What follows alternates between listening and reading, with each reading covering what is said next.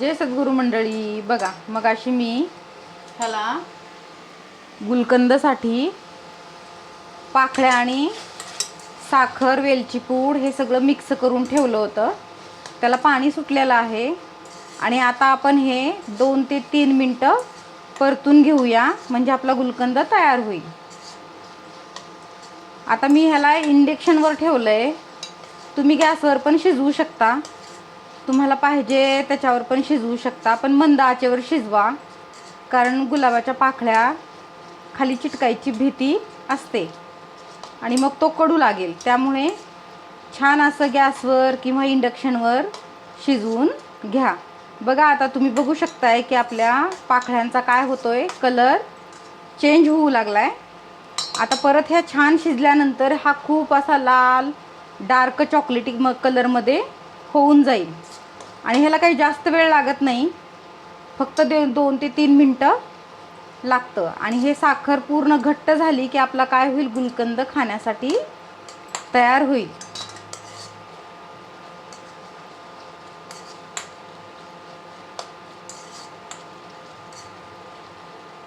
बघा दिसतोय का तुम्हाला, कलर चेंज होत आहे थोडा थोडा.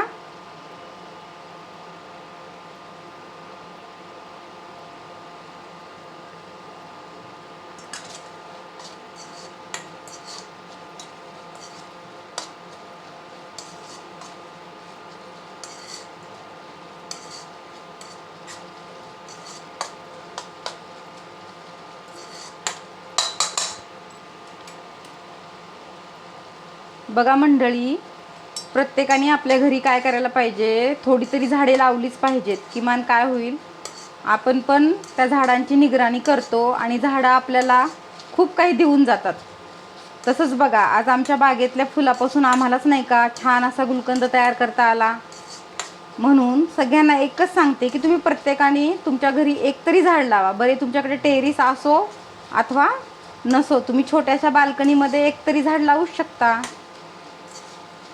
बघा पूर्णपणे कलर चेंज होत आहे आणि ह्यातलं पाणी पण काय होतंय, आटू लागलेलं आहे पाणी आता.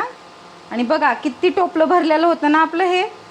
पाकळ्या भरपूर होत्या, पण आता गुलकंद शिजून ते केवढ्या झाल्या, किती फुलं होती ना, तेवढ्या फुलामधनं आपल्याला फक्त 1 वाटी एवढाच गुलकंद मिळेल.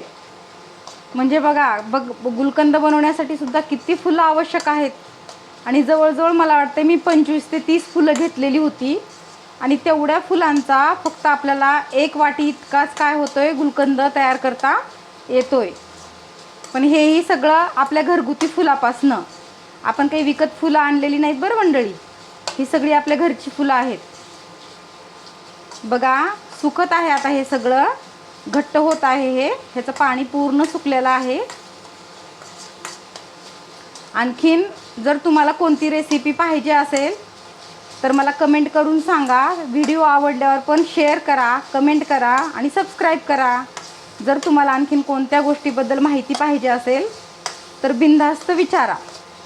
हाय बघा, आपला गुलकंद आता काय झालेला आहे, रेडी झालेला आहे. आणि आता हे पूर्णपणे काय झालेलं आहे, घट्ट झालेलं आहे. जय सद्गुरू मंडळी.